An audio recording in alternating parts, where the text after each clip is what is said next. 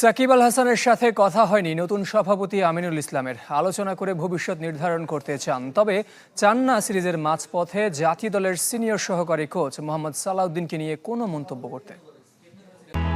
সাকিবের জন্য জাতীয় দলের দরজা খোলা কিংবা জাতীয় দলে খেলতে সাকিবের বাধা নেই। বিসিবির একাধিক পরিচালক সম্প্রতি ইঙ্গিত দিয়েছিলেন আবারও লাল সবুজ জার্সিতে ফিরছেন বাংলার নবাব। তবে তেতো হলেও সত্যি যে সাকিব আল হাসানের সাথে এখনো যোগাযোগই করেনি বিসিবি। তাকে দলে নেয়া না নেয়া নির্বাচকদের উপর ছেড়ে দিয়েছেন বোর্ড সভাপতি। অ্যাভেলেবেল খেলোয়াড় সাকিব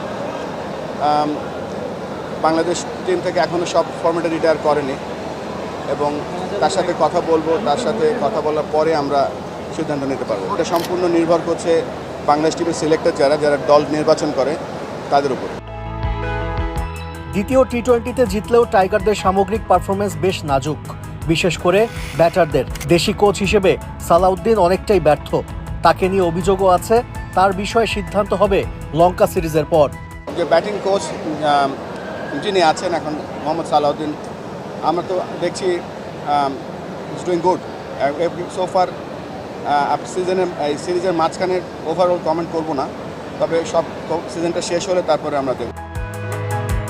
দায়িত্ব নেবার পর থেকে ব্যস্ত সময় পার করছেন আমিনুল ইসলাম। ক্রিকেট বোর্ডকে ঢেলে সাজানো, বিভিন্ন প্রোগ্রামের পরিকল্পনা, বিপিএল, বহুবিধ কাজ অল্প কিছু পরিচালককে নিয়ে করতে হচ্ছে বোর্ড সভাপতিকে। তবে জাতীয় দলের পারফরমেন্সের কারণে বেশ চাপে আছেন আমিনুল ইসলাম। আমি আসার পর থেকে বেশ প্রেশারে আছি, বিকজ এক সপ্তাহের মধ্যেই আমাকে বেশ কিছু পারফরমেন্স আমার থেকে আশা করা হয়েছে।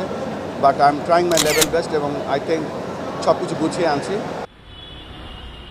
আগস্টে ভারতের বিপক্ষে হোম সিরিজের বিকল্প এখনো চূড়ান্ত করতে পারেনি বিসিবি।